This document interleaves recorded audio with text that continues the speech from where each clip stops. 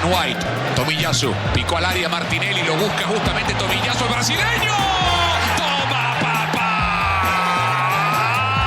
¡Golazo!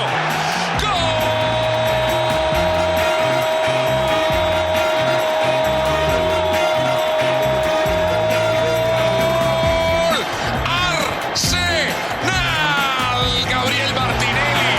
This is Arsecast Extra. Hello and welcome to a brand new Arsecast Extra, as always, with James from Gunnerblog. James, goodly morning to you. Goodly morning to you too, Andrew. How are you? I'm okay. Feeling quite goodly. Good win for Arsenal at the weekend. Pretty decent set of Premier League results over the weekend too.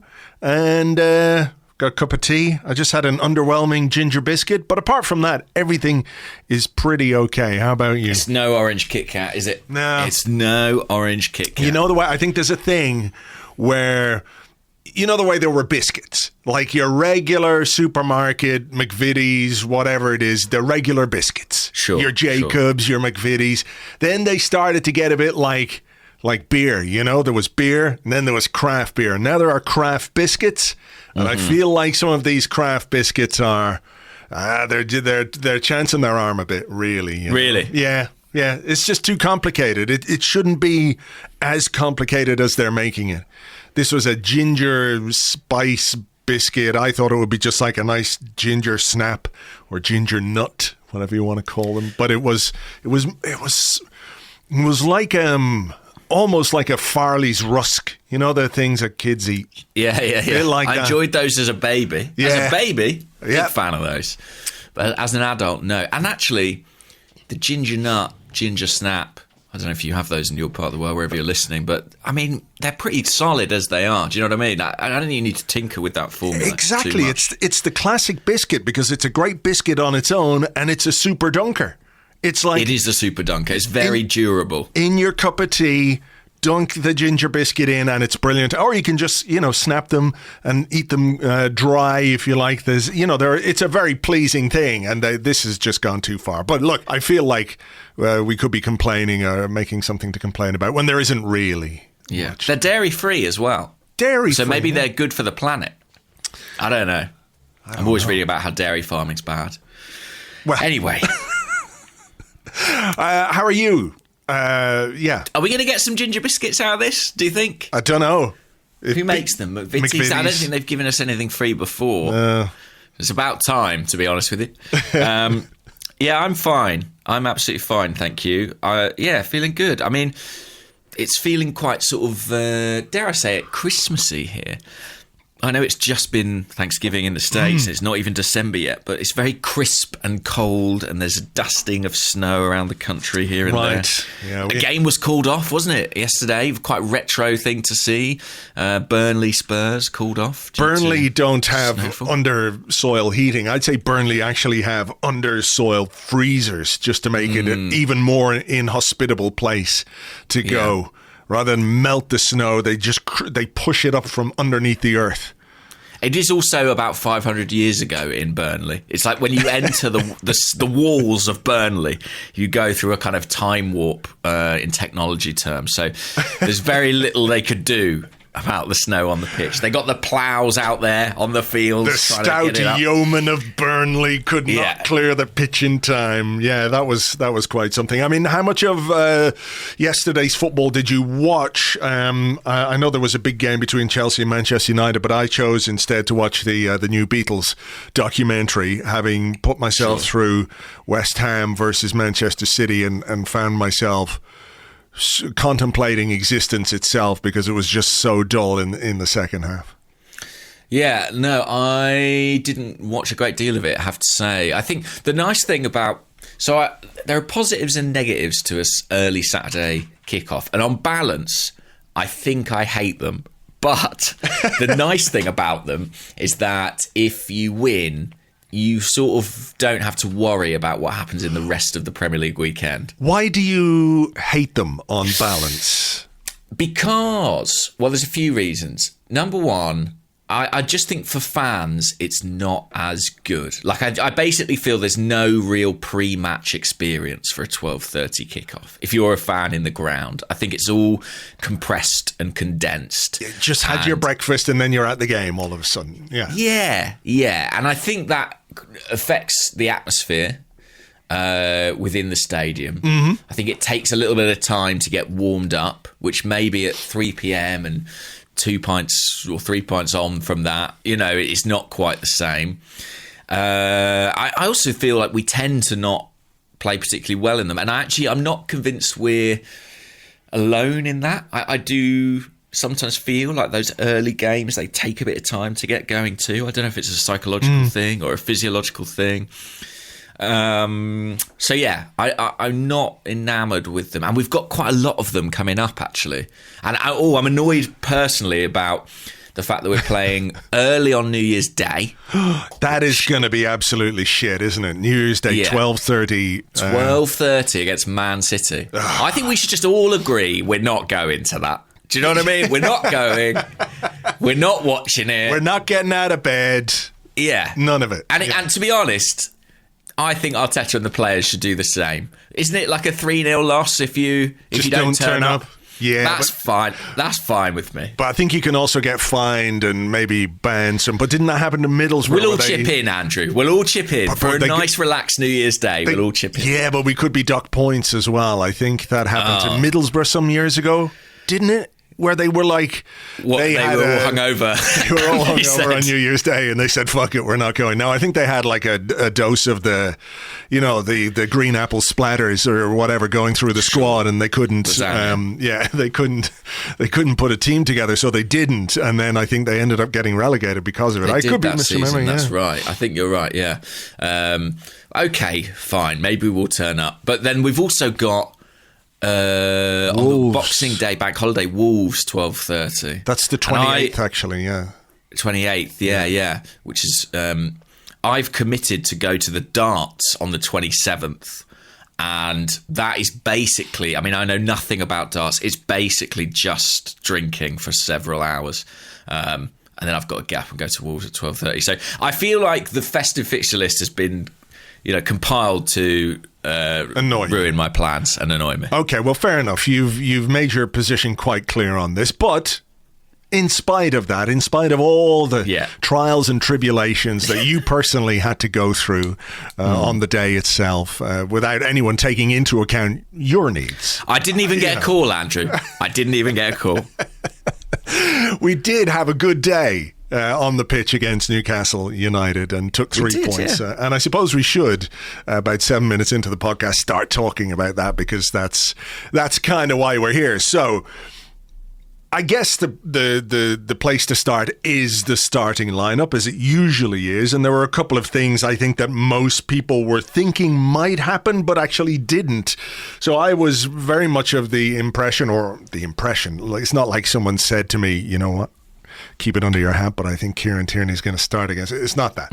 I just felt that Kieran Tierney would come back into the team, and we spoke about this on the podcast during the week, that, if Tierney had come back in for Nuno Tavares, and if, Ainsley Maitland-Niles had come in for Albert Sambi-Lokonga, after both of them had difficult moments during the game against Liverpool, personally, I don't think it would have been seen necessarily as a punishment. Like, you did this wrong, now you're being punished because somebody else is coming back in. I just felt like, you could rationalise both those decisions. But Mikel Arteta stuck with Tavares, and he stuck with Sambi in midfield. The only change was Martin Odegaard for Alexandre Lacazette, which I think was expected because of the way we thought Newcastle were going to play, the deep block, and this, what we might need to break that down. Were you surprised by those decisions? Look, they paid off, because I think both of them on the day were really, really good. Yeah, Sambi, I was less surprised, just because I thought it was kind of a closer call, really. It could have been him or Maitland-Niles. Yeah. Tavares, I was pretty surprised, I have to be honest. And the reason I was surprised is that in my mind, I was working back from Old Trafford, and I was thinking, well, after Anfield, maybe Tierney's going to play at Old Trafford. And if he's going to do that, it makes sense to give him some football before then. So I in my head, I was thinking, well, probably he'll play against Newcastle and then he'll might come off after 70 minutes or something like that. And in fact, even when he was named on the bench, I was thinking, right, well, because he was out there warming up in basically just a bib. He would have played in Burnley. No questions asked. But I kept thinking, right, well, he'll come on. You know, he might even come on at half time or he'll come on at 60 minutes. Yeah. And of course he didn't. And so, yes, I was surprised. I was surprised Nuno played against Liverpool. I have to be honest and say I was surprised he played against Newcastle too. On reflection, and certainly with hindsight, it looks like very good management from Mikel Arteta because he gave both those players an opportunity to put the Liverpool game behind them. And I agree with you. In terms of their performance, they absolutely did. I thought both were very good on the day, particularly Nuno in the second half. I think the first half was up and down. I mean, Arsenal had 20 shots or so on the day. And they were all probably, him. Yeah, 90% were Nuno. But I think that was about as clear an example as you can see of someone having a word with the player at half-time.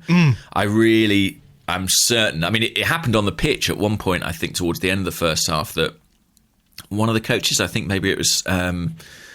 I want to say Carlos Cuellar, but that's the centre-back who played for Aston Villa. What's his name? Carlos... what's his name? Carlos Cuesta, that's it. Had a chat with Nuno during the first half. And from then on, he was a little bit more conservative in his decisions. Well, and I think it really helped. Yeah, look, I have to say that during that first half, which I found quite frustrating as a half of football... At first, I was a bit like, well, you know what?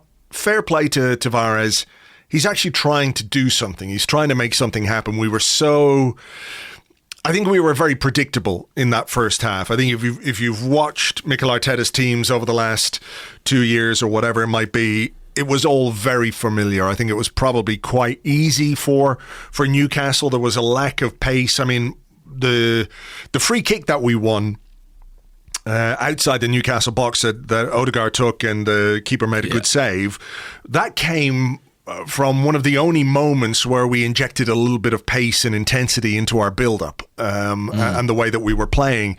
So I was looking for a lot more of that. So when Nuno went on a run and had a shot, I was like, fair play. Like, someone's doing something, you know, someone's trying to make something happen rather than circulating the ball back again and doing the horseshoe and all that kind of stuff. And then after a while, I was a bit like, oh, there's a line here, isn't there?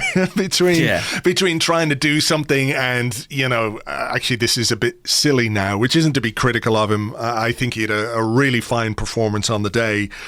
The raw ingredients of this player are really, really something. You know, if they can be honed and harnessed and all of that, you know, there's just something about him that's really fun to watch. But yeah, I think Arteta even referenced it in his post-match interview on BT Sport afterwards. He said, I don't know how many times we had a shot, or I don't know what we were thinking with all the shooting or whatever it was. And I don't necessarily think it's shooting itself. It was some of the wild efforts with his right foot that sort of whacked out for a throw. But beyond that, I thought he had a really impressive game, as did Sambi, who, you know, created probably the best chance of the first half from open play, if we don't count the one for Smith Rowe's header, which led to the Aubameyang thing. But it was a really lovely pass over the defence for Saka at the back post, which he just put wide. Yeah, that was a great crossfield pass. And I agree, he had a really good game, Sambi. I think it was important for him to have this game. And what's interesting is he's starting to show us a little bit more range in his passing, which I think we knew was there. Certainly at Anderlecht, if you watch any clips of him playing for them, he was producing those kinds of passes, but with more time on the ball in a less physical league. A couple of months now into his adaptation, I think we're starting to see a little bit more of that from him, a bit more expression. And that was a brilliant ball for Saka. And that was, a decent enough chance. But really, I think it was only in the sort of last 5-10 minutes of the half that we started to up the ante. Yeah. Maybe partly sparked into life by Newcastle hitting the bar. That might have put the frighteners up a little bit, but it did take some time for the game to get going. And actually on the sidelines, Arteta was sort of trying to animate the fans a bit. As I said, these early kickoffs, they can have that slight soporific feel early on. And I think it was sort of a bit of both from the playing side and from the stands as well. But they got there in the end. I mean, that's. I mean, you mentioned Newcastle hitting the bar. I think it was Aaron Ramsdale made a great save to touch it onto the bar. This is the one from Shelvey, and it just sort of shows you how precarious it can be when you're playing the way we're playing. I think there is it's difficult, right? When you're playing against a team that is sitting deep, that is in an organised defensive block, that can be really difficult. And I think everybody would accept that, but there's a line between sort of being patient and having control and actually just being, what's the word? I don't want to say timid, because that's not really the word I want to use, but maybe just not adventurous enough.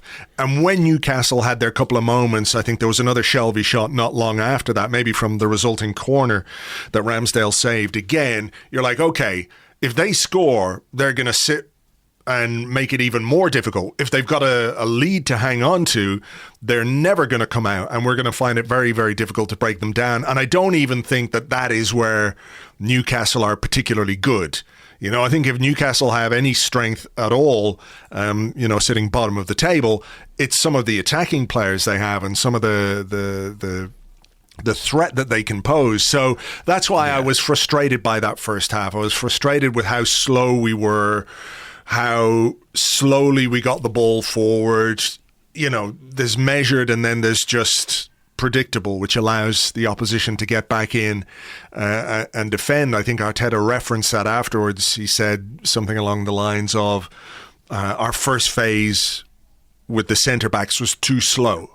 So we wanted more urgency, wanted the ball to be moved quicker, and I think we saw that in the second half.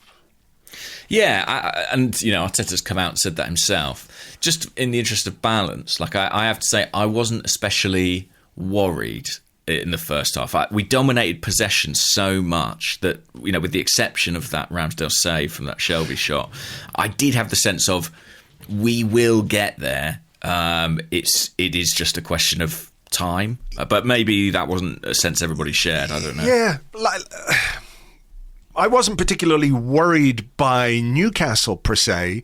I was more worried about what we were going to do, and were we going to be able to step it up, and could we inject that intensity? Could we inject moments of quality and what have you? And I think towards the end of the half, we saw a bit of that. Saka drifted out to the left-hand side. He created that chance for Smith Rowe. The keeper made a very good save from the header. That was a lovely piece of play and maybe a sign of what was to come. And then there was the miss from Aubameyang, which was very, very bad. Very bad miss. Yeah, I mean, it's one of those where I was at the other end of the pitch. So the first time I saw it, I kind of thought maybe it's one of those. Sometimes the ball comes at you so quickly that it's just an instinctive kick out at it and there's nothing you can do about it. Having watched it back, I don't think that is quite what happens. I think that he sees the defender on the line and sort of tries to avoid him. So sort of tries to play it inside that near post. It's a massive miss. I do think, though, that he does do that. I can think of many times Aubameyang has missed seemingly easier chances than ones he's scored.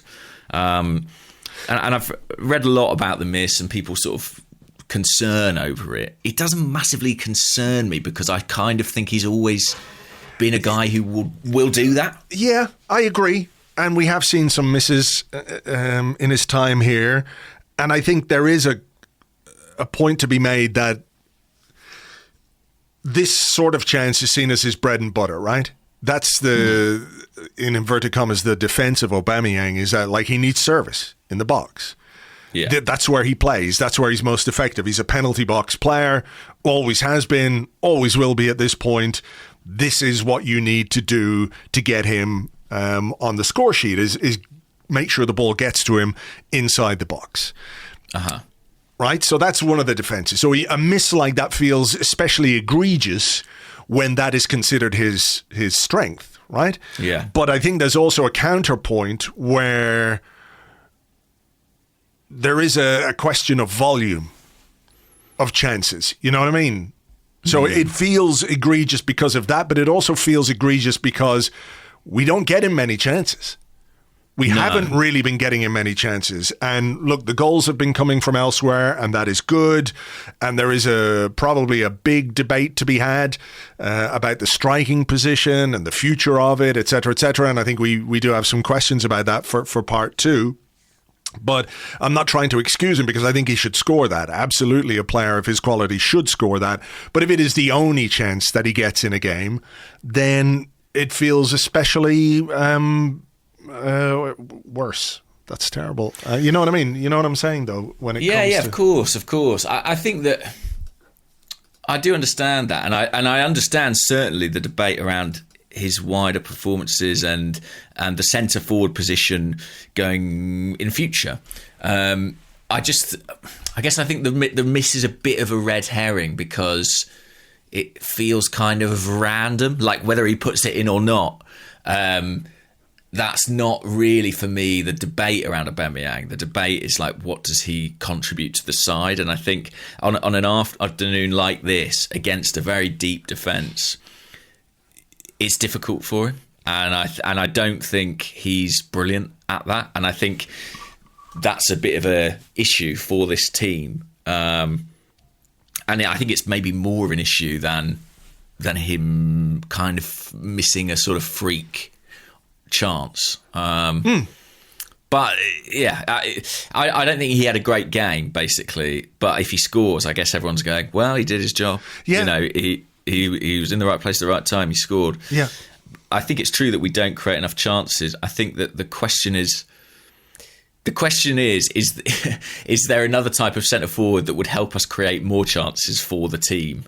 And yeah, I think that could be where we're going. You know, that could be where we're going, and maybe we'll touch on that in part two. But let's focus on what was good, and the second half was good. And you know, you mentioned Aubameyang didn't have a great game. I didn't think Partey had a great game. Not that he was bad per se, but I was expecting a bit more against a side like Newcastle. I think Odegaard, I suppose he's in this weird place where he's not really considered a youngster by many people, even though he is only 22. I think it's to do with obviously his time at Real Madrid and the high-profile signing that he's made. But, you know, I thought he was okay on the day, but nothing much more than that. But where we were good and what was good, I think it's really interesting to look at where the goals came from and who was involved. So the first goal, it's Sambi, it's Tavares, it's Smith Rowe, it's Saka, all down that left-hand side. The combination play was lovely. I could be misremembering, but I think it comes from... Does it come from a free kick where Smith Rowe is working really hard to win the ball and he gets a kind of shove in the face, and we take it quickly and make the move from there? The movement from Saka, the awareness from Tavares, the finish. I mean, it's absolutely beautiful football. And... you know, to see Saka get on the score sheet after a while without a Premier League goal was very pleasing. Yeah, and a really emphatic finish as well from Saka. I mean, really interesting goal. That spell of Arsenal possession as well, by the way, comes from a good bit of defensive play from Nuno Tavares, who won the ball on the halfway line, used his strength to kind of muscle a guy out of it and help keep possession. And Saka, being a bit freer in his movement, did look like the crucial element here. I mean, we spoke about the Aubameyang miss, but in the build-up to that, it was Saka, as you said, drifting out to the left-hand side. Generally, when Saka and Smith Rowe get close together, good things happen.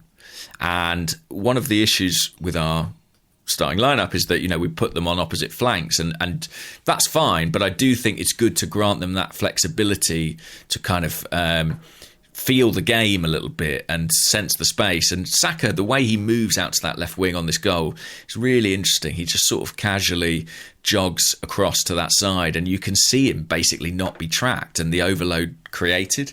I also think positionally it's a really interesting bit of play from Nuno Tavares. I mean, when we're talking about our fullbacks, does Kieran Tierney adopt that kind of central position? Is he as comfortable in that kind of central area? I'm not sure. I certainly don't think he could turn and spin and play a through ball like that off his right foot. And that's not to say Tavares is a better player, but just stylistically there is a distinction. It's very interesting because in the build up to it, I'm just watching it again here. There's a moment when Tavares picks up the ball and he's basically central just outside the D. He's playing in the position of, I guess, what you consider a number 10 or an attacking midfield player or a central midfield player. So I think that's an interesting point when you talk about where would Tierney be. I think Tierney would probably be much more traditionally on the left-hand side. So it's an interesting aspect, yeah. And it really is an excellent finish from Saka. I kind of think it's a bit overlooked what a good finish that is. I mean, he strikes it so well low into that far corner. A little bit reminiscent of kind of, Mark Overmars going through on goal, the way he finished that off. Yeah, just the pace of it. Absolutely. Yeah. The keeper's got no chance. Yeah, and it was a great moment. And I have to say, I think Saka did look the most likely. I mean, he created that chance for Smith Rowe. At the start of the second half, he had that one where he went between two defenders and the finish wasn't quite as good. Then there was moments before the goal. I think he played maybe or a cross from the left-hand side. Are you all right? Yeah, sorry. I just accidentally turned up the volume on the playback to about 200%. Oh, wow. I thought you'd fallen off your chair. Do you remember there was like a cross from the left that sort of went all the way across the 6-yard box? Yes. So he really was looking to make things happen. And, he delivered in a big way with the goal. And it was a shame that he didn't stay on the pitch. Yeah. I think he was flying, to be honest. Very smart movement as well to make sure he stayed onside. When you look at the run that he makes to take the Tavares pass, he does really well to see the line and stay onside to make sure he can get into that position. You're right. Yeah, it's a shame he was injured. What did you make of that situation? Because he went down, got back up again, went down again, got back up again. And then I think there was something about us not wanting to kick the ball out of play because everyone could see he was injured. But we didn't put the ball out of play because I wonder, were we not worried? But remember what happened against, was it Watford? It was Watford, wasn't it? Where, they put the ball out of play and we just took it back and carried on. So I wonder, was that an aspect of that? Because Saka was down and clearly struggling, but we carried on and kept playing. So there must be some instruction about what to do in those circumstances. Yeah, I actually saw this moment really clearly because I was sort of behind that goal, and Saka, I think he went through and maybe tried to take a shot. He made a run into the penalty box anyway, just to the right-hand side of the penalty spot. He immediately stopped and he put his hand to his hip, essentially. And I don't know if it was his groin or something like that, but he clearly felt something. And he signalled to the bench straight away. And I was like, his game is done.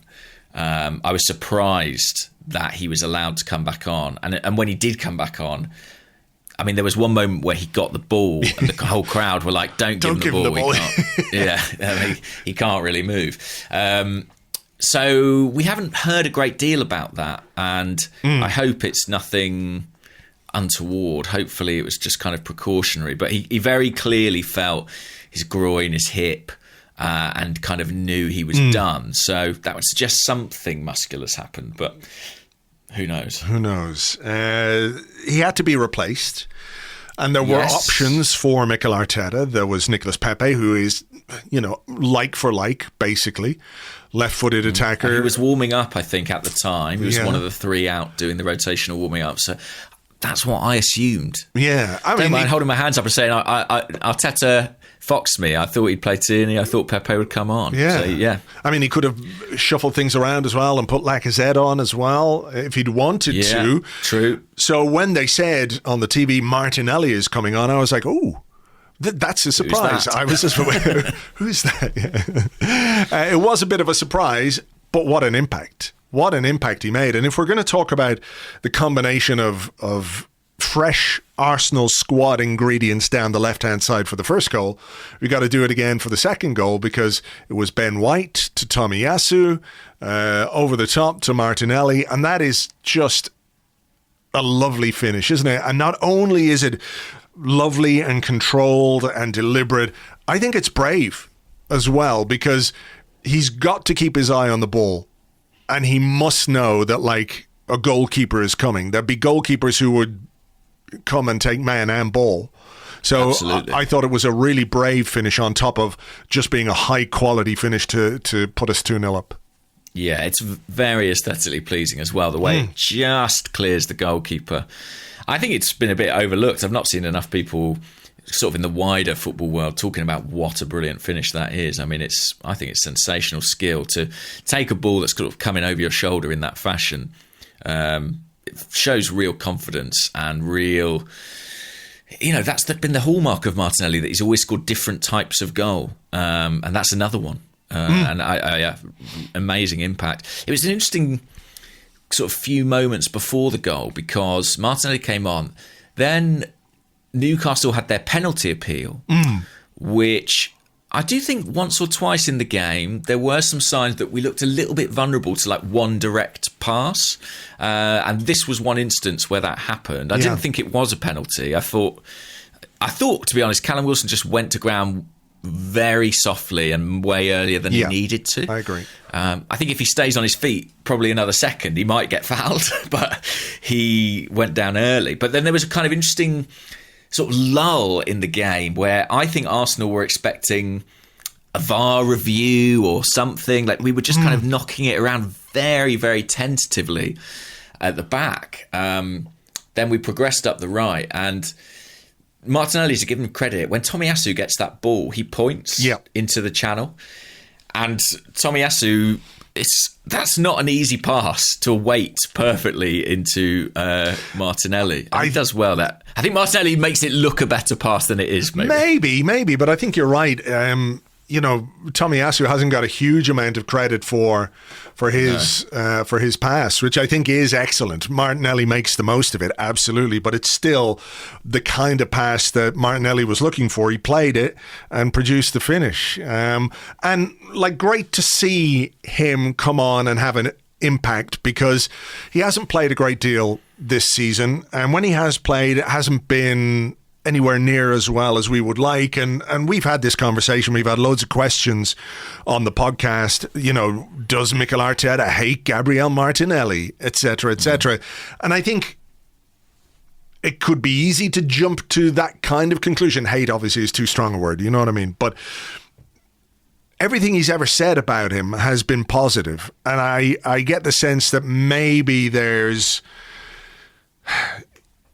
sort of holding him back a little bit on purpose, if that makes sense. I mean, there are games where, when you're winning, it's much harder to get a guy like that into the team. I think you could give him more minutes in games which are secured, but we're not always or not often enough in that kind of a position, are we? Where the result is pretty much assured, so you can throw on a guy with 20 minutes to go or what have you. But it was great to see him make that impact, and a reminder of what he can do. And, for a team, as we've often said, doesn't really score enough goals, to sort of have the goal out of nothing guy, which is kind of what he is, I think that's a positive development. And what did you make of him coming on ahead of Pepe? Did you think that was significant? I mean, why do you think Arteta went for Martinelli this time? Why? I don't know. Genuinely, I don't know. I expected to see Pepe. I don't know if something has happened with Pepe, because he's barely played now in the last 5 or 6 matches. We haven't seen him. I think Tim said something on the Arsecast on Friday, maybe it was Tim, that what you can tell about what a manager thinks of a player isn't by what he says, it's by whether he picks him or not, or how often he picks him. You know what I mean? Team selections tell you more about what a manager thinks of players than anything else. And it seems like at this moment in time, Pepe is very much on the fringes of Mikel Arteta's thoughts. It does seem that way. I mean, I'm just looking back. He started the league game against Crystal Palace. Since then, he's played 5 minutes in the Premier League at the end of the Leicester game, which does tell its own story. I also think with January coming up, we've all talked about that being an important period for Martinelli. But you can't just throw him straight into that without any minutes, expect him to be at his best. I think you have to begin integrating him in the first team a little earlier than that. And I wonder if this was a game where maybe they'd earmarked some minutes for Martinelli, but maybe even thinking we might be a couple of goals up, we might be in a comfortable position, as you say. And then the injury happens and they think, well, this is his chance. And in fairness to him, I thought he did really well. He's not played off the right that many times. No, that's why it was a surprise as well, wasn't it, that he was picked there, yeah. I thought they might even switch him out to the left and put Smith Rowe on the right or change things around in some way. But I thought he did well. And as the game progressed and Newcastle had to become a little bit more adventurous, he offered a constant threat on the break. So I thought this was obviously a fantastic moment with the goal, but I thought a very good cameo all round. Really. And I think he should have had a penalty, to be honest. Yeah. I don't know if I do think that. I mean, do you not? He gets absolutely smashed. Yeah, he gets smashed in the face by a guy's shoulder. I think in that kind of a scenario, if it's a defender and an attacker, and the defender, like Lascelles, is a big guy, if he uses his strength, if it's shoulder to shoulder, I think you give it to the defender every single time. Because it's just using your physicality to defend well. In this circumstance, he didn't go shoulder to shoulder. He went shoulder to head. And I think that's a foul. And I think it could and probably should be, even though it's accidental, a red card. Because that is potentially very, very dangerous play. I don't really see what's different about that than slightly mistiming a tackle and going studs up into somebody's ankle. Like you're trying to get the ball, I see that right? Point. Trying to get the ball, you miss it, you hit the guy, replay show, there's the studs, off you go. Like Aubameyang against Crystal Palace last season. Was it last season or the season before? I can't remember. But it was one of those where he was making a genuine attempt to play the ball, missed it, stood on the guy's ankle, replay show, that's bad. Off you go. Similar to this, if you're trying to be physically dominant and you do it in a fair way, no problem. But if your timing is off and you end up doing what Lascelles did to Martinelli, which is hit him full force in the side of the head with his shoulder, football has a blind spot about this kind of injury or these kinds of incidents. Head injuries, they just don't really treat it the way that they should. I mean, people were pointing out to me on Twitter at the weekend that in rugby, that is a red card without even a moment's hesitation. Someone even said, in ice hockey, that's sending off or a sin bin or whatever it might be. And this is a game where they literally beat the shit out of each other for sport. So it's never been properly addressed, that kind of incident. So I know why it wasn't given as a penalty, and I know why it wasn't seen for many people as anything other than, well, that's just a bit of an accidental collision.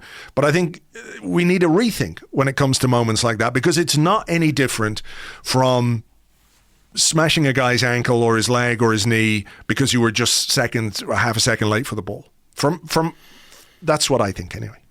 Yeah. I think a lot of people will probably agree with that. I guess I just think if I flip the situation and it's my centre half, I kind of feel like he's not in control of where Martinelli's head is. Do you know what I mean? Like it's not like Lascelles' shoulder is in an unnatural position. It's at shoulder height. The fact that Martinelli's head is there when he moves his shoulder is kind of not his fault, in my opinion.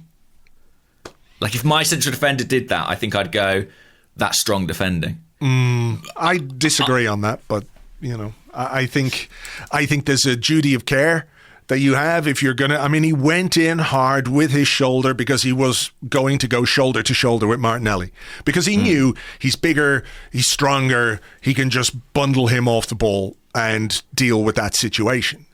And I know that he can't obviously control where Martinelli's head is, but he can control where he puts his shoulder and how hard he puts it there.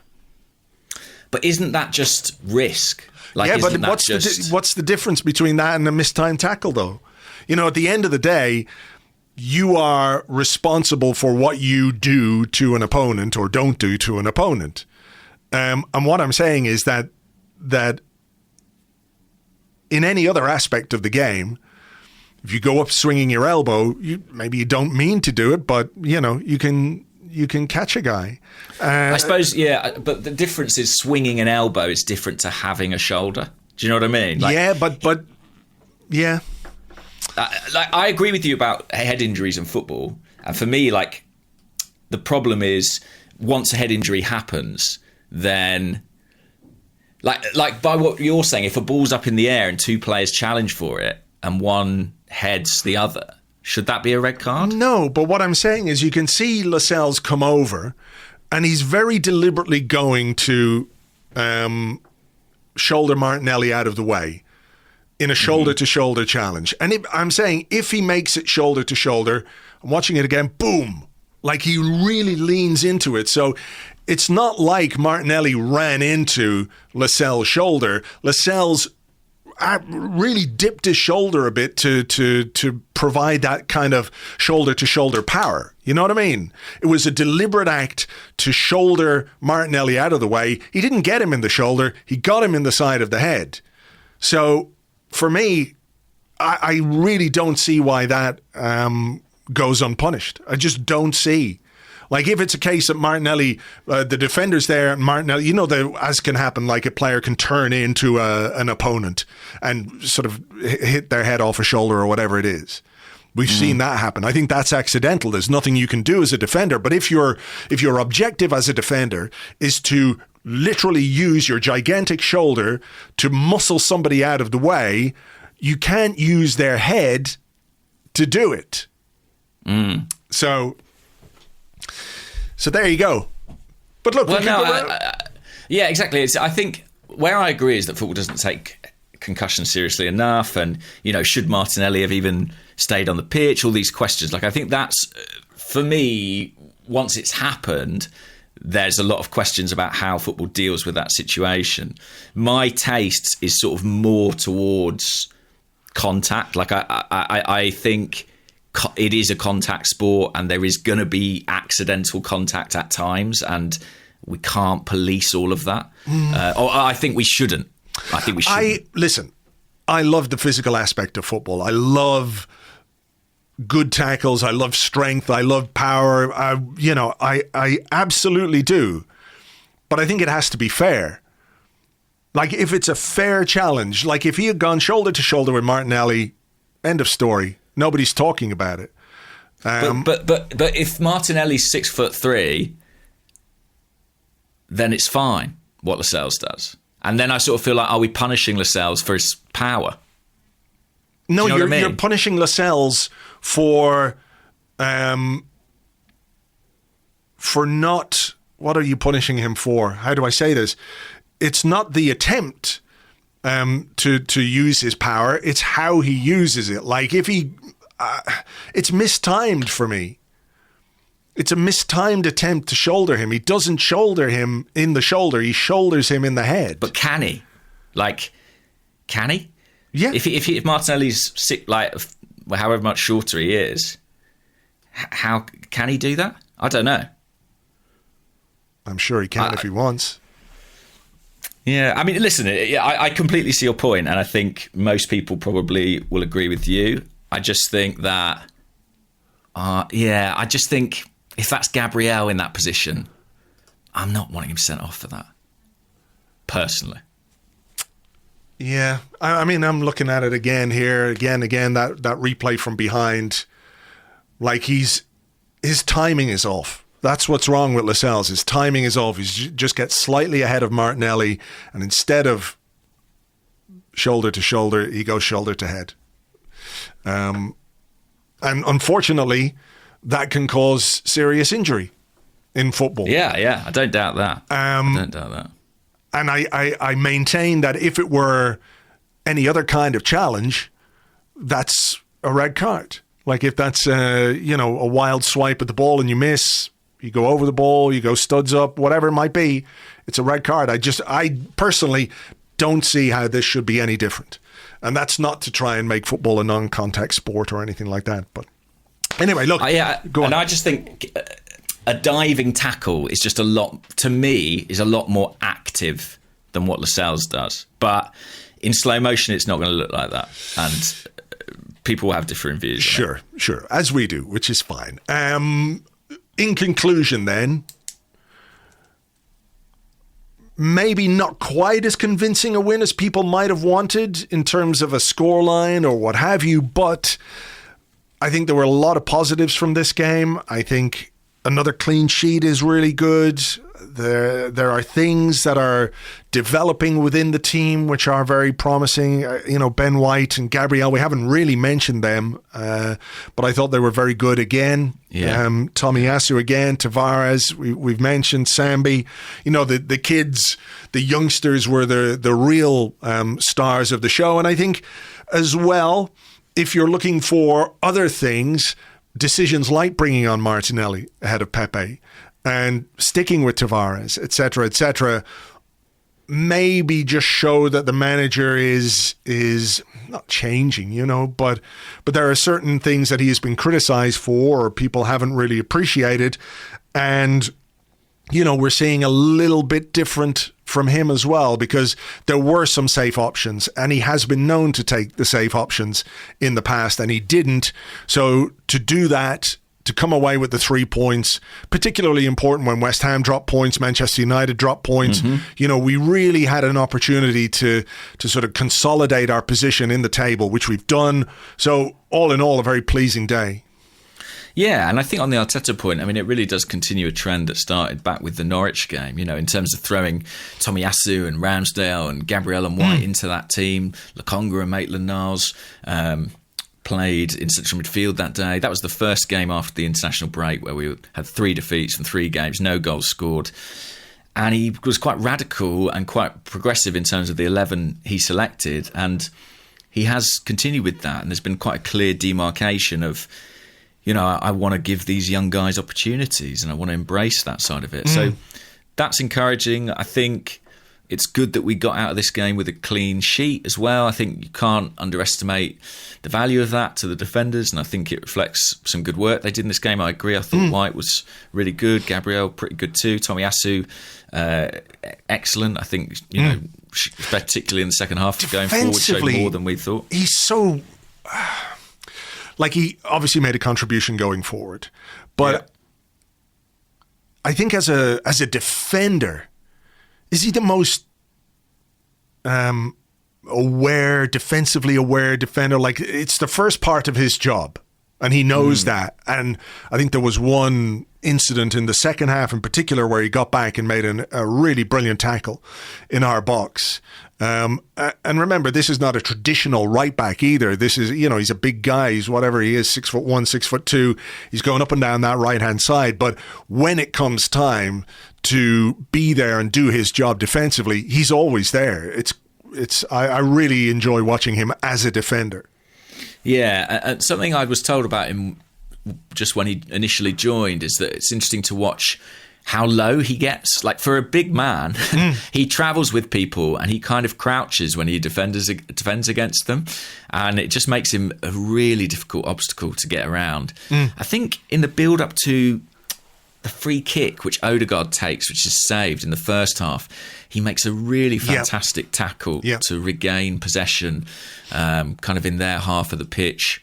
I also like that he he's quite pragmatic. He can be a bit cynical at times. If someone's getting away from him and he knows it, he won't be afraid to pull them back. Speaking of pulling back, did you think Newcastle had a shout for Odegaard pulling in the penalty box? Did you see that one? I did. I mean, I think that was more of a penalty than the Wilson one, the Callum Wilson one, which I didn't think was a penalty. It's just that there's so much of that goes on in the penalty box. At every not corner. Overturning those at the moment if they're not spotted, that's for sure. Yeah. I mean, I think it was probably a bit clumsy from Odegaard. I would prefer he didn't do that. Like, you can stay with your man. You can make life difficult for your man in the penalty box without risking that. To be honest, I don't think it was a great piece of defending. And some will say it's six of one, half a dozen of the other because everyone's doing it. But at some point, I think those could easily be penalties. It's just that there would be about 15 penalties a game if they start giving them. Yeah, I know it sounds absurd to debate the Lascelles thing, is that a penalty, and then say, oh, they could have had one for that. But in the laws of the game as they stand, we were a little bit lucky there, I think, to get away with that. But nevertheless, I thought this was a pretty good performance. I think that you have to remember what it's coming off the back of as well. Quite a humbling defeat, should we say, at Anfield. And I thought the players, they applied themselves pretty well. There were things wrong with the first half, but they dealt with it in the second. A lot of them responded individually to what happened at Anfield. And I think, yet again, you're looking at the young group of players we have, without wishing to be too repetitious, but people like Saka, Smith Rowe, Martinelli, Tavares, Lokonga, they were the ones who stepped up, and they were the ones who made the difference. And so a lot to be encouraged about there. We've consolidated our league position. I think I'm right in saying that kind of whatever happens in midweek, we'll stay in 5th, which is comforting. But a big game on the horizon on Thursday night. There is. And obviously we'll talk a bit more about that later in the week, and we'll preview it in the usual place. Right, look, we better take a break, unless there's anything more from that game you want to talk about, but I think we've covered pretty much everything. I just wanted to give a shout out to Neil Maupay missing an open goal for Brighton, just because I hate him and I enjoyed it. Fair enough. I'm sure he's listening as well. He's sitting here going, that was great really, discussion. honestly. Great discussion of like, they really had to stick the knife in. It was out of the Aubameyang scrapbook. I mean, a surreal scene at Brighton of their manager and team getting booed off. I don't know if you saw that. Yeah. They haven't won in a few games, but I think they were 8th at the point that that game finished, and greeted by boos. And I actually went onto the Brighton Twitter account and looked at sort of the replies to some of their official tweets. And right. Yeah, there's obviously there are some Brighton fans who are like, that was crazy and unnecessary, but there are lots who are like, I just feel like we can be doing so much better than 8th. And you sort of go, wow, football fans are interesting, aren't they? Yeah.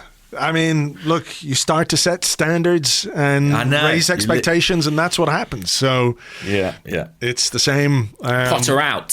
We'll be reading Potter out tweets on here next week. Yeah, all right. Let's take a break then. We'll come back with your questions and more in part 2 right after this.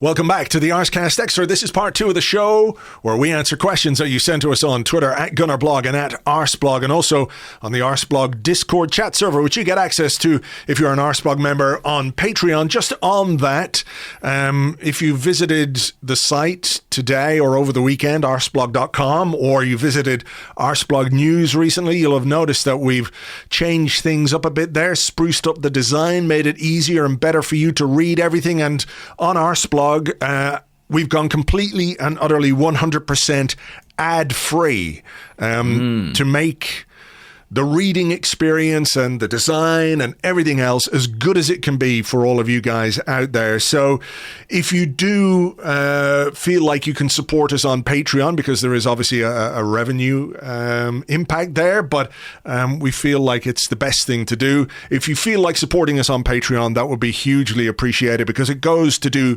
everything that we do on the site and improve all aspects of it, including the stuff, of course, that you get on Patreon Patreon as well. So patreon.com/Arseblog. It's a $5 a month, basically, which is like, that's the price of a pint. How much is a pint now in London? It's been at the Emirates Stadium. I think it's about £35. Right. Wow. No, a $5 easily in London for a pint. Well, there you go. So it's like a quarter of a pint a week. If you feel like Arseblog gives you good value for money in that sense, you could sign up at Patreon. So we'd really appreciate it. And thank you. The site looks so fresh and so clean. Does. There's the new mobile theme and everything. So it looks really cool on mobiles and all the rest. So yeah, we're very, very pleased with it. And we'll, keep doing the stuff that we're doing on the site. So there you go. Right. Oh, and I'm just on other site news. I'm representing Arseblog tonight, aren't I, at the FSA Awards. That's tonight, yes. With you and your hot date, Andrew Allen, going along. So lucky. To the FSA. Well, you are lucky because you get like a slap-up meal and drinks, and you get to, hang out with the royalty of the football world. Like, I met Robbie Savage there one time when I was at the awards. And I've got the man with the most beautiful hair in the beard. Arsenal world. And beard, exactly, doubling up. So, on my arm, no less. So, fingers crossed, we're looking to retain Best Fan Media. Best Fran Merida, exactly. Fingers crossed for later on, and hope you enjoy the night. Right, do you want to go first with the question, or will I? Or I'll go first. Okay. That's all right. I thought this was really interesting, and someone had asked it before and I hadn't got round to it, so let's do it now. So Wes M, who's at the Toast Show on Twitter, says, "We've all seen Sambi for a few games now, but I'm still having trouble getting a good read on him. What strengths would you say he brings to the team, and what player would you compare him to, past or present?" I'm less interested in the comparison element, but I do think it's interesting. He's one of those players, it's not easy to describe him, I would say. That's true. I think our sample size is still pretty small, Like, he's not a physically dominant player, but he's very athletic, quick, can get around Vincent the pitch. Company compared him to Yaya Toure. Did you see that? I did see that, yeah. And clearly there are, I don't know what the stylistic issues or similarities are. Physically, Yaya Toure is a much different kind of a guy. But I wonder, is he talking about maybe the vision, perhaps? Yeah. Potential goal scorer. I'm not sure. He's had a few shots in his time, hasn't quite got there yet, but he's not afraid to take a shot from outside the area. Yeah. I mean, maybe we're just beginning to see a player who's settling in and feeling comfortable. The pass for Saka was superb. And when you look back on the game from a statistical perspective, I think he had something like 6 key passes, which is what you would expect from a playmaker, a creator, So to do it from that central area is very, very promising. I mean, I don't quite know how to answer that question because I need to see more of him, but he looks very tidy on the ball as well. He's not afraid to pick up the ball with his back to play, his back to midfield off his defenders. He's available. I like the look of him so far. I really do. I think there's real potential there. Yeah, I mean, I think sometimes with central midfielders it is difficult because they tend to be all-rounders. I remember having this debate about Matteo Guendouzi, like, what does he do well? And it's like, well, he kind of does a bit of everything. And I think Lokonga is similar, but what I have seen from the bits I've seen from Belgium and what I've seen of him at Arsenal, I think he's got very good close control. I think his first touch is good. I think it enables him to escape pressure well. And then I think he's got a really, really strong range of passing, real depth and variety of passes. And I don't think we're scratching the surface, to be honest, of that yet. I think what we saw for Saka, I think he's got that kind of thing in his locker. And I think he's also got shorter passes, through balls. I remember even in the Brentford game, his first Premier League game, there were a couple of almost chipped through balls towards Balogun from the edge of the box. Yeah, I think he's got those. If he gets his little wedge out, I think he's a really interesting player. I think and the Yaya Toure comparison. what I infer from that, I don't think Company was saying, he called Mikel up and said, you've got to look at this kid, he's the new Yaya Toure. I don't think he meant necessarily actually the Toure that we saw at Manchester City, the one that was kind of barreling past 5 people and scoring in the box. But the Toure that we saw prior to that at Barcelona was someone who really could control and dictate the tempo of a game, playing in that deeper midfield role. And I think Sambi has the personality and the character to potentially do that. I think that might be his direction, that he might be a guy who does a lot of good work on the halfway line rather than necessarily someone sort of getting into the final. Yeah, and it was a good test of character for him as well, wasn't it? Because definitely, he did have a difficult.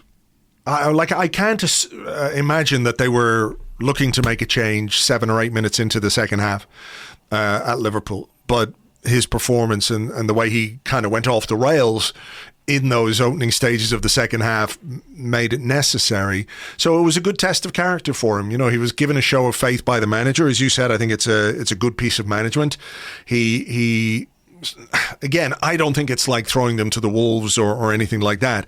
Footballers can understand and rationalize why changes to teams are made, and you're only as good as your last performance, etc., etc. But he came through it really well and showed real personality against Newcastle. And look, I think like all of these young players, there are going to be some fluctuations in their performance levels, because it's the most difficult thing to do is maintain a consistent level of performance when you're still developing.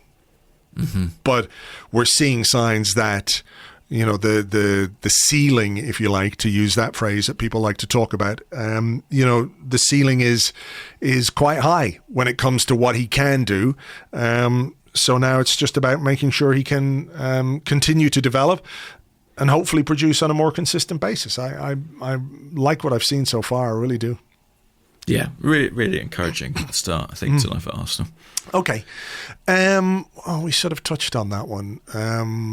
Julius Oppenheimer on the Discord says, what does it say about the pecking order that Martinelli came on ahead of Pepe? Or does it just come down to specific matchups? Personally, I think Pepe never makes that same diagonal run in behind to score the goal. And I think there were a number of questions of, basically what now for Pepe? Where do we go from here? Where does he go from here? Because it seems clear that right now he's on the outs to an extent, and David Barrett, on Twitter, who's at Donegal Dave 1976, says, fairly obvious that Pepe will only play again if there's a raft of injuries. When do we decide to cash in and get whatever we can, cut our losses and look for an alternative? I don't think we could say that yet, that he won't play again. I think that if we look at Pepe, particularly under Arteta, but actually in the entirety of his Arsenal career, there have been these kind of undulations and ups and downs and periods when he plays and periods when he doesn't. Second half of a season player. I think I said this before. He seems to be better in the second half of a season. Whether that's by accident or design, I'm not quite sure. Yeah. And I do think that the time will come where he will figure a little bit more. Maybe that will be because of injuries, hopefully not. But I do think, with him going away in January, I do wonder if we might see, if he might be being slightly phased out, so that it causes less disruption when we lose him for a month or so. Yeah. It does seem that way to me, and as I said in part one, I think that might have played into the decision to field Martinelli. By the way, on the subject of the African Cup of Nations, it was brought to my attention this morning that FIFA have now announced when the Club World Cup is going to be, and it will run over when Arsenal are due to play Chelsea at the start of February. Right. So that fixture will presumably be moved now. So that is one difficult game for which we may now get our African players back. Right. It depends when that game is moved to. I presume it would have to be moved forward, wouldn't it? You'd like to think so, especially with January being busy with the domestic cups, etc. Look, the other thing to say is that in November we've had 3 games. In December we have 8. Exactly. And in January, it could be a lot. If we get past Sunderland in the League Cup, especially. It's another one. So I think it's too early to absolutely say Pepe's not going to play again. And I'm always reluctant to sort of be definitive about situations like this because, there have been plenty of times where you think, well, that's that for this player. And then all of a sudden they come back. I mean, I'm not saying it was exactly the same this time last year, but Pepe didn't play a great deal, or certainly didn't play a huge amount in the first half of the season. That's, It was around this time last year, I think, that he was sent off against Leeds and we all ended his Arsenal career. Yeah, exactly. So I'm not going to say with any assurance, well, that's it. This is the end for Nicolas Pepe. I don't think it is. I think when we get into December, when we're playing with greater frequency, when we've got a schedule which is going to be very demanding and very taxing physically, and I think there are going to be one or two absences because of injury. We may be going to Old Trafford without Saka. We don't know. So it depends. We'll have to wait and see what he does there. There's loads of football to play in December. And I still think Pepe is a guy who can give you some goals, who can give you assists. I know he's been inconsistent since he arrived at Arsenal. There have been flashes of great stuff, flashes of not great stuff, but I don't think we can go through the whole of December without some changes. And if he gets a chance, if he gets an opportunity and scores a goal or makes a valuable contribution, this conversation flips on its head. Yes, and of course, while Martinelli came on and made a fantastic impact the other day, I don't think he's a sure thing either at this point in his career. So, having Pepe as well, I think is going to be valuable. I think the bigger question is sort of his longer term future, and does he look like a guy Arsenal are going to be in a hurry to tie down to a new contract as he enters that period where the final 2 years of his deal, are they going to sign or sell? I think that's a separate conversation, really, about sort of what comes next for him. Is he going to be at the club beyond the summer? I mean, generally, in the case of Pepe, I tend to come down on the side of probably yes, just because I sort of struggle to see the market for him at a price that makes it viable for Arsenal. Yeah, but, yeah. It's hard not to think that if we could, we probably would move him on in the summer. But again, like you say, it depends who's out there, who's got the desire, who's got the money for him. I mean, we could have a situation where he goes on one of those loans and then you're 12 months left on his deal, etc., etc. I think that's a scenario we as a club would be looking to avoid as much as possible, right? Because you want something definitive. Kicking the can down the road from a transfer perspective is not particularly helpful, but ultimately it comes down to who wants him and who will want him and who will be willing to pay for him. So few questions. I've got two questions here about Kieran Tierney and Nuno Tavares. So AFC Met on Twitter says, do you think we should consider a Tavares as first choice left back now? I thought this was the perfect game to introduce Tierney after Anfield, but Tavares started and performed very well. Then on the other side of the coin, The Land on Discord says, do you think playing Nuno was in part because Arteta plans to use Kieran Tierney in the two upcoming Northern trips? Home against Newcastle was a good chance for a rebound after a poor performance, and if he didn't get that game, it would have been too long out of the team and might have seemed like punishment. I mean, this is one of those situations where I feel like we kind of have a good problem, you know? Whereas last season, if we didn't have Kieran Tierney, we had nobody, or we had Kolasinac, or we had an out-of-position Granit Xhaka at left-back. And this season, when we didn't have Kieran Tierney, we had Nuno Tavares. And Nuno's come in and done really well. I know he had his moments at Anfield and was culpable in part for their second goal. But defensively, I think he's been... Everything I read about him and everything I'd heard about him beforehand said that, like, going forward in the opposition final third, in the opposition half, that's where he's really strong. And that's where he can make a real difference. So I was expecting not expecting maybe, but I just worried that perhaps defensively he was going to take some time to get up to the level. And I can't think of a time where he's been run past. He hasn't been skinned by a winger or anything like that.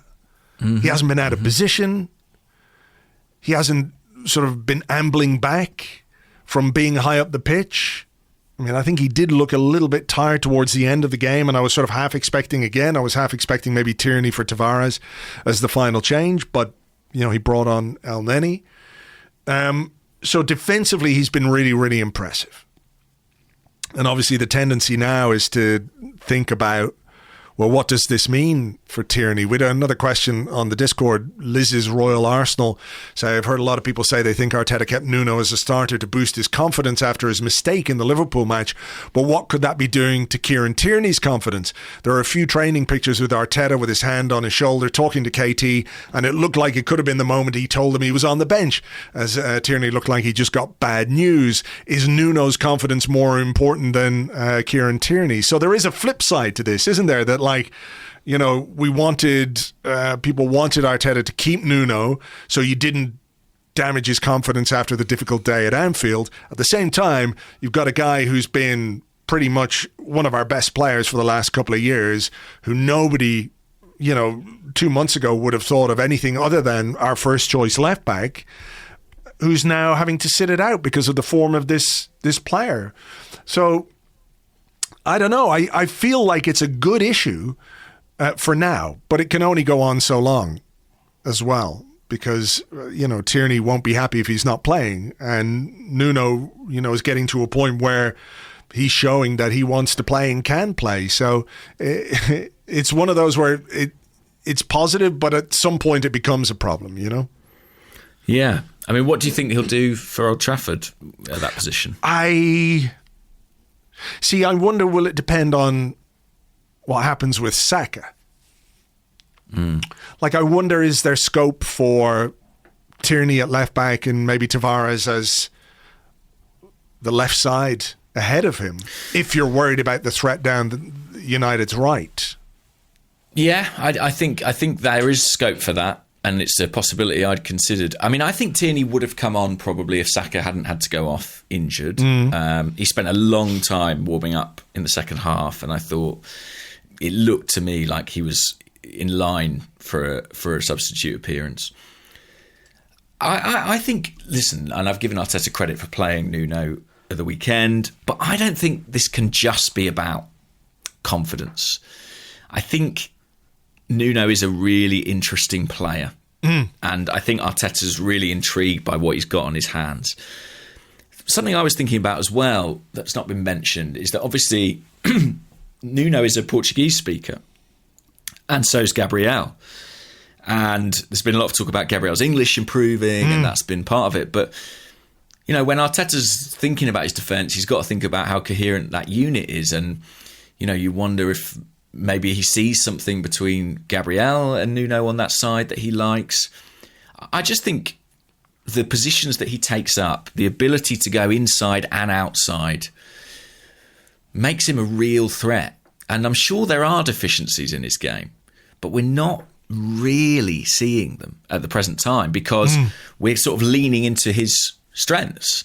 And, you know, that position he was in to play in Saka for the first goal at the weekend, that's the kind of area where you see João Cancelo at Manchester City, you know, coming inside and influencing the game. And I think I'm a big fan of Kieran Tierney, and I said I would have picked Tierney at Anfield. I probably would have picked Tierney against Newcastle as well.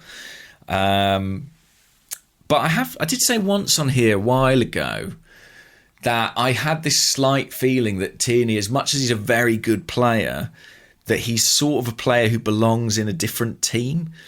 And I guess what I meant by that is that I don't know if Mikel Arteta designed a fullback, I'm not sure it would be Kieran Tierney.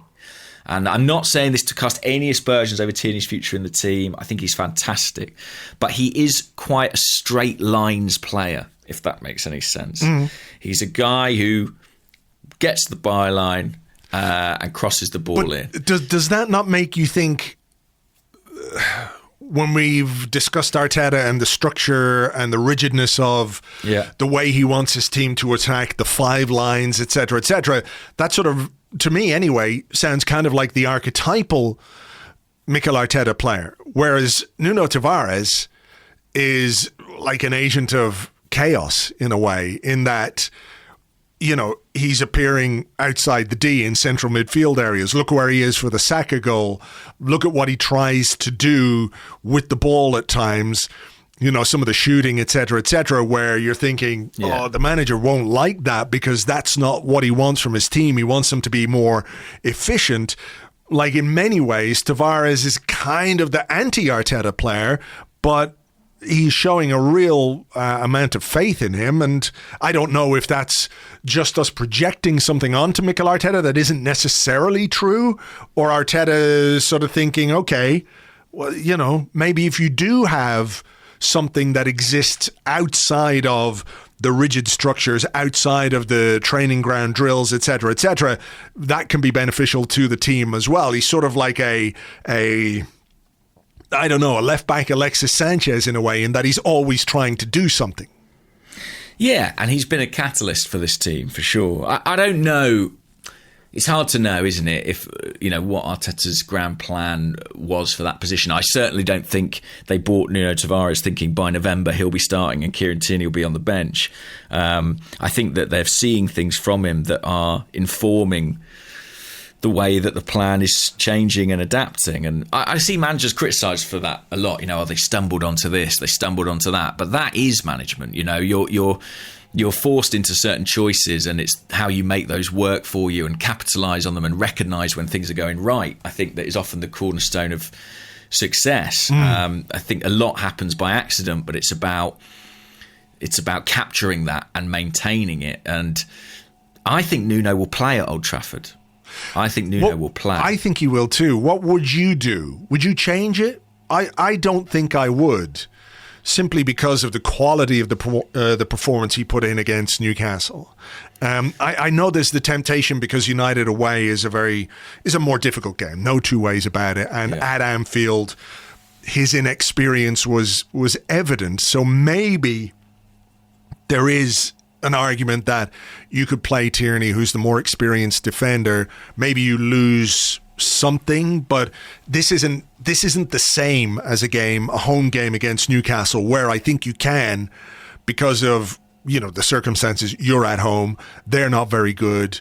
You can afford to be a bit more open is not quite the right word, but you know what I mean. You can have that kind of an approach, whereas at Old Trafford, despite United having a poor season so far, and by the way, they've just announced Ralph Rangnick as the manager, so they get their new manager bounce, and he'll have a couple of days maybe to work with the players. Maybe there's an argument that a bit more structure is what's required for a game like that. I think if Saka is fit, the team will be very similar to what faced Newcastle. It wouldn't surprise me if Lacazette came back in. I just don't know if Martin Odegaard did enough to keep his place. But I think at left-back, Nuno will play with Smith Rowe ahead. I think they've got a good relationship as well, and that's part of what appeals to Arteta. I always think if you look at United, Wan-Bissaka's the right-back. I think Rashford's been playing towards the right-hand side. I think that's less of a worry in some respects than the left-hand side, which could be, you know, Telles or Shaw and Jadon Sancho, who seems to finally be finding a bit of form at United. So yeah, I think he'll stick with Nuno, I have to say, and I don't think it's you know, terminal for Tierney or anything like it. I just think there's something good happening there, and you want to stick with it. And what I would say as well is, we're not the only people who didn't know a lot about Tavares coming into this season. Opposition managers, analysts, I think he's caught a lot of people off guard. And I think we should also consider that in our evaluation of him and his performances, that he is benefiting, I think, from being a bit of an unknown quantity and people not necessarily knowing how to handle him or you know, deal with him, or maybe cause him problems in the way that they counter or attack him. That's a good point. And that's all to come, you know? Yeah, well, look, I have to say, whatever decision Arteta makes on Thursday for that position, I'm pretty comfortable with it. You know, I think we've got two really, really good options. If it's Nuno, nobody could argue that he hasn't deserved to keep his place. If it's Tierney, you know, you can see why he would make that decision as well because of the experience, et cetera, et cetera. So I'm just pretty comfortable. I find it a nice position to be in. Yeah, and we play, you know, unusually for us, 3 games in 9 days. United, Everton, Southampton at home. Maybe the same guy's not going to play all 3 of those, you know, and that would be fine by me as well. Here's a couple of questions from the Discord about Pierre-Emerick Aubameyang, and Oliver Wood GK says, is there any chance that Aubameyang gets benched if he doesn't start producing more consistently? It's been over a month since either a goal or an assist. And Kaylan O'Mara says, is it time we dropped Aubameyang? Offered absolutely nothing yesterday, stood around for most of the game and was rightly subbed off. I just before I let you answer that, I do think this argument that Aubameyang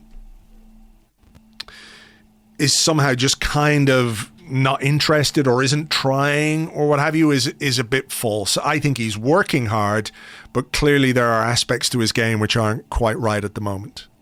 I mean, what is it, a fortnight ago, something like that Arteta was coming out talking about the energy he was transmitting to the team, how important he was to the press. You know, I can't keep up with the speed at which opinions vacillate at the present time.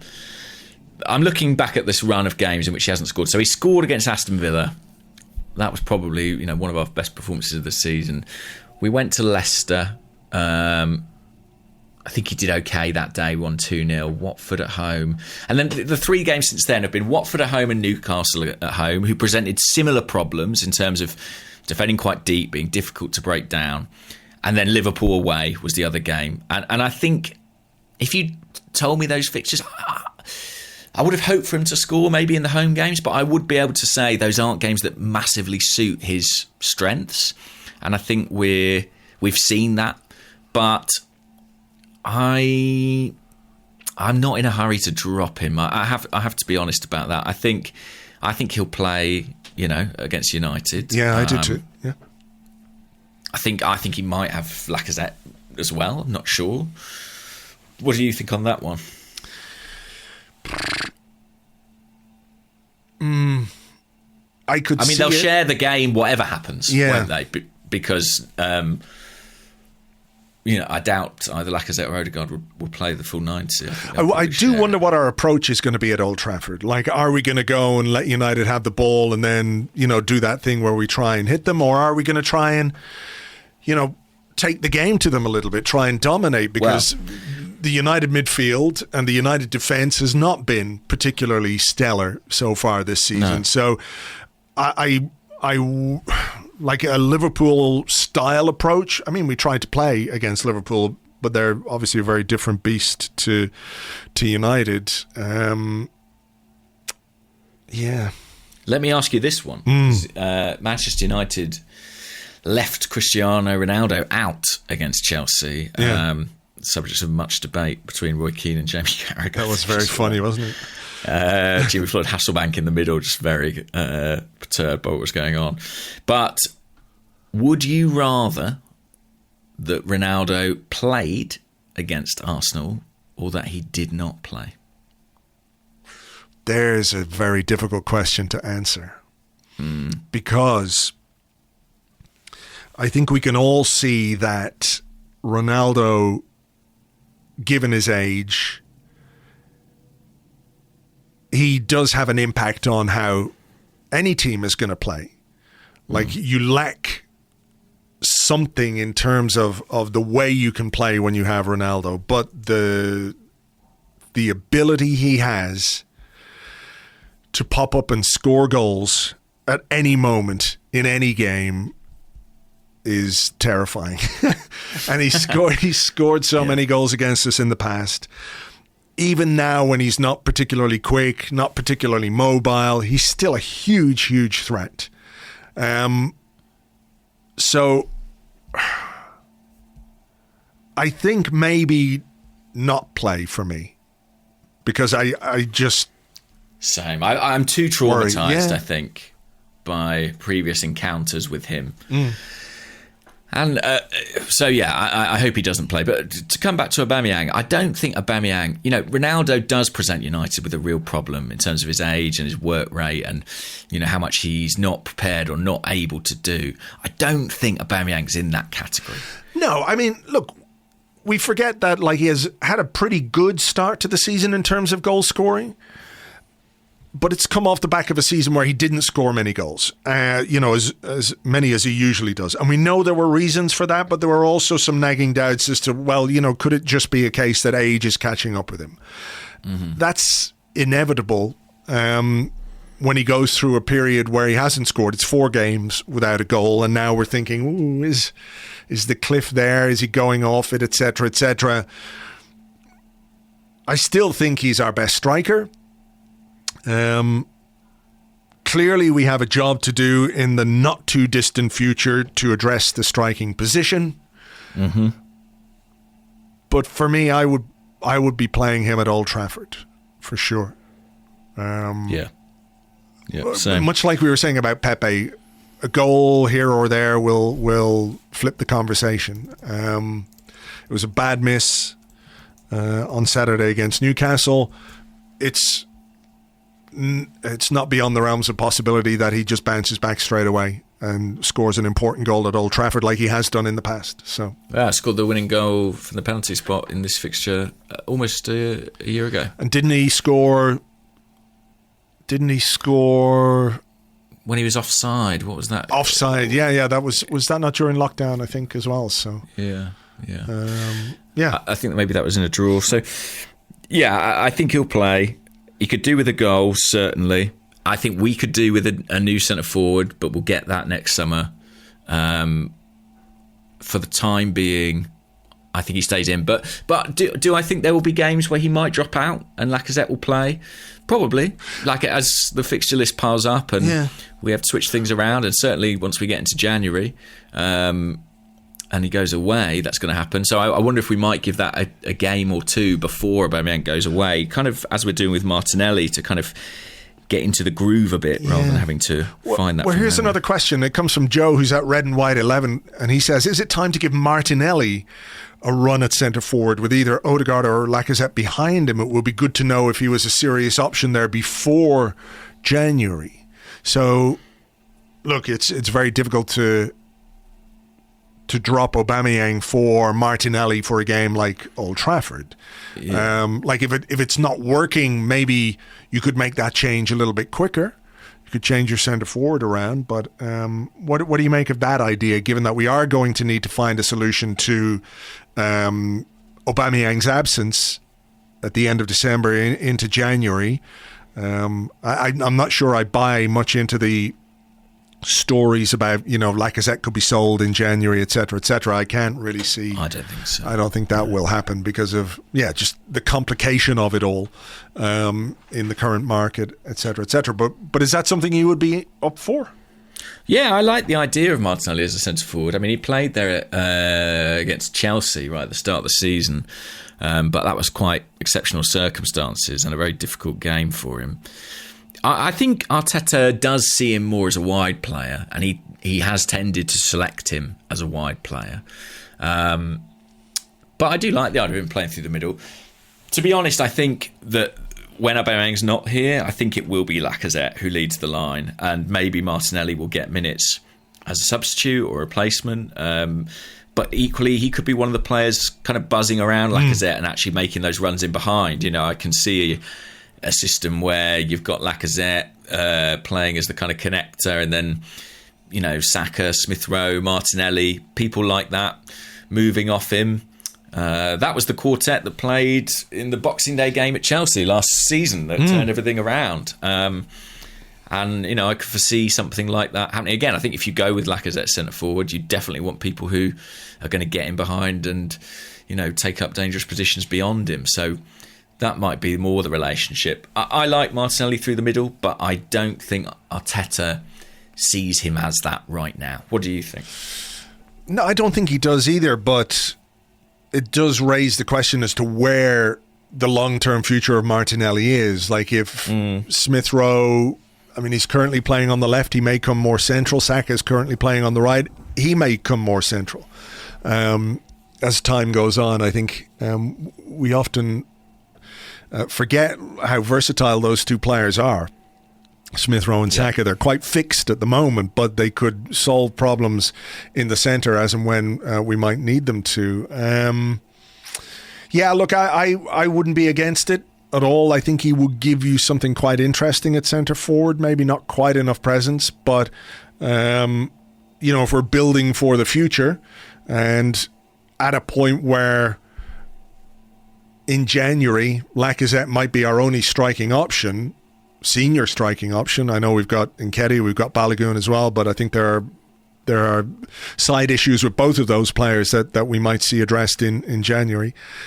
Having Martinelli as another option would be really good.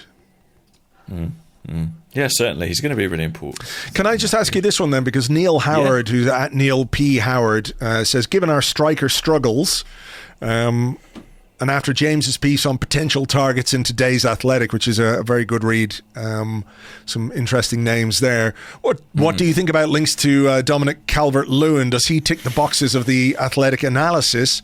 Would he work well in Arteta's system? Please discuss. So is he somebody? Is he someone you put through the pizza?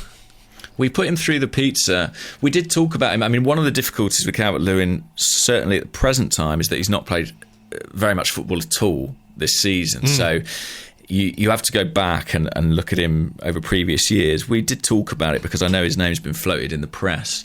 I like him, but I think he maybe I'm wrong about this, but I think he may be sort of slightly too much of a traditional target man. I feel like he belongs to follow what I said about Kieran Tierney. I think they belong in the same team, but I'm just not quite sure if that's Arteta's team. Right. I don't know. Yeah. But like it's interesting. Last year we were the team with all the crosses. Yeah. We're really not this year. It's because Tavares keeps shooting. Yeah, but we are crossing the ball dramatically less than we were last season. And I think it's generally a good thing. I like Calvert-Lewin's aerial ability. I mean, he's very powerful in the air and he gives you a lot in that respect. But I worry about the injuries. Yeah. And the price will be very high because he's English. I wouldn't hate it at all. He would need to make a step up.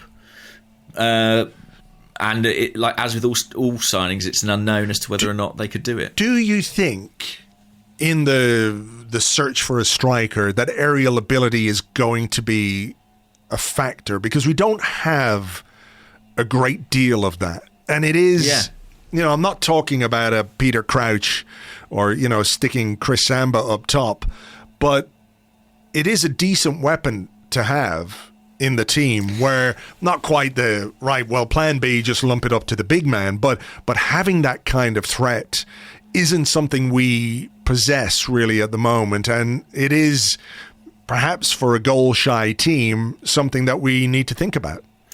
I think so. Personally, I think it's actually less the kind of penalty box ability, getting on the end of crosses and set pieces. That would be valuable, don't get me wrong, and we don't have that, but it's more being the outball, being someone who can hold it up, who can, we signed a goalkeeper who can kick it 60 yards. It would be good if we did that, someone who could consistently keep it. There was one on Saturday where Ramsdale played a great ball out to Lacazette, who was sort of just drifting off towards the left. And he just got kind of monstered by a Newcastle centre-half who was like a foot taller than him. And you sort of think, that's going to happen. It would be great if, those first and second balls, we could compete for them more with someone who was more of a physical presence. And Calvert-Lewin would definitely do that. I mean, there were times last season he looked really excellent. I am still sore about Tammy Abraham. I know it might seem ridiculous. And people who watch Chelsea regularly like my brother has said to me, listen, he's good, he's not that good, but he's gone to another level at Roma this season in terms of his link-up play, his creativity, his assists. He's got a great goal for them last night, assisted by none other than Henrik Mkhitaryan, you may remember from his glorious period at Arsenal. Mickey. Mickey, indeed. But I do think someone in that mould who can kind of do all those jobs would be great. And I also think, Aubameyang's still going to be here next year. So it makes sense to have someone who is complementary to Aubameyang. Rather than just buying another Aubameyang, I do think we have to think about the immediate future and what kind of balance and chemistry we can have next season from our group of forwards before we look at the situation again another 12 months on when Aubameyang's contract expires. What do you think about Calvert-Lewin? I like him. I think he's a really interesting player, and like you, I worry a bit about the injury now. I mean, he's only 24 still, but he would be very expensive, I guess, coming from another Premier League club. I like him. I think he's a really good player. But there are other strikers on the market, and there are other markets that we can perhaps pursue, which give us a bit more value for money, Yeah, I mean, listen, it's interesting because they went English, didn't they, with White and Ramsdale at significant expense. I think partly with the view in mind of, these players will provide some longevity and stability and also obviously contribute to the homegrown quota. It wouldn't shock me if they did that again with the forwards. I mean, one of the players who came out quite well from the stuff we did with the Athletic, the video and data stuff, was Ivan Toney, and I think he is actually a really interesting player because he's young. I mean, I think he's 20. Let me double check. He's 25, so he's a little bit older than Calvert-Lewin. He's 24. But he has just been so prolific through the levels. It's not quite happened for him in the Premier League, but he's really contributing to Brentford's build-up, approach play. Terrorised Arsenal in the air, as you'll remember, on the opening day. There's a lot of interesting names out there abroad. I think Jonathan David is doing great things in France with Lille. Alexander Isak, I know they really admire at Arsenal, always have. I think he would be very expensive at this point, having renewed his contract last summer off the back of the Euros. Yeah, it's exciting though, because we all love a shiny new striker, and I think we can be pretty sure that we're going to get one in the summer. It's a big piece though, and it's important they get it right. Yeah, for sure. It is. I feel more confident about it after the summer's recruitment than I would have done before, shall we say? Well, yeah, because you're looking to add something to something that's been structured and strategized. You know what I mean? I guess there is some merit. I wonder just what kind of age profile they'll go for, because 21, 22 is maybe okay if you're buying a left back, but are you at your most productive as a striker? But of course, there are some great strikers scoring lots of goals out there who are in around that age as well. I think they'll be prepared to go a bit higher. When we were doing the research for the piece, I think I said let's look up to 25, and I think for a centre forward who's going to play and score you goals regularly, you may need to relax on the kind of under 23 thing. There are some out there. Don't get me wrong. Like I said, Jonathan David's 21 and he's a top scorer, I think, in France, ahead of Mbappe and Neymar and the rest. So they are out there, but I think there'll be a bit more flexibility about it because we've rebalanced the age profile of the squad now. We've done a lot of that work. I think when you're making one or two signings a summer, which I think is the aim going forward, you can be a little bit more flexible. Yeah. I'm really, really fascinated to see who it is they're going to bring in, because they definitely are going to do that, and they need to do that, obviously. So plenty of homework being done. One very quick one finally. A couple of people asked this. Original Crack Fox, who's at Steve Grange 77, said, is our goalkeeper wearing our away kit far too Sunday League? Why are we the only team that seems to do it, especially when you see some horrendous kit clashes? Brighton versus Leeds, which struck me when I was watching that one. I was going, how did that go on? That was some crazy ones this weekend. And he said especially goalkeepers and referees wearing black. And Levi Mark, who's at Real Levi Mark, says, good morning, gents. What's up with our keepers wearing an outfield kit for some games? Distinction, I guess, but then why have goalkeeper kits at all if they're not good enough for that purpose? Are the goalkeeper kit jerseys not selling well? And then he says, winning team problems. Smiley face emoji. Yeah, I don't know. I mean, Aaron Ramsdale's worn a lot of different kits in a short time in the Arsenal goal. It's almost like he's trying to, do the rainbow flag for Rainbow Laces Day at the weekend. It's an odd one. There's only one goalkeeper's kit on sale. It's the green one. But I think he's worn like pink. I think he's worn blue. He's worn yellow. Must be to do with clashes, but I don't remember it ever happening before. Why is the onus on us? Like if for example, like you can't have two goalkeepers wearing green, I guess. Is that a rule? I've always thought green was a strange kit colour to have. I know it's kind of traditional for a goalkeeper, but I'm sure that, sort of evolutionary theory would say you want to be red. You want to be a big, bold, bright colour because it's kind of more intimidating for a striker's eye as they close in on you. I don't know.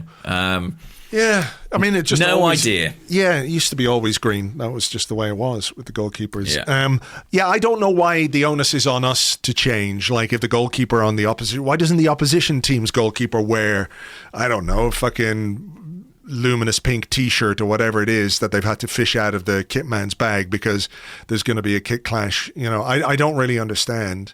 Maybe we need more variety in our goalkeeping kit. I don't know. It's an odd one. Yeah, it does look a little bit half-arsed or something, doesn't it? When you see the goalkeeper coming out, and Bernd Leno did it as well, I think, maybe last season too. Were there ones last season where he had to wear like the away kit in one of the games? I can't quite remember, but I feel like he wore it this season, maybe at Man City or something like that. I don't know, but. Yeah, it is strange. I'm not entirely clear what's happening. We presume it's clashes, but I'll see if I can find out. It is an odd one. All right. Well, look, we had better leave it there and get this podcast out for people to listen to. As ever, thank you very much for being here. We do have a game in midweek Thursday, so we will preview the Manchester United game as always over on Patreon. Myself and Lewis Ambrose will have a Patreon preview podcast for you there. James, enjoy tonight. Hope the meal is good, the company is good, and you can bring home a trophy. Yes, that would be fantastic.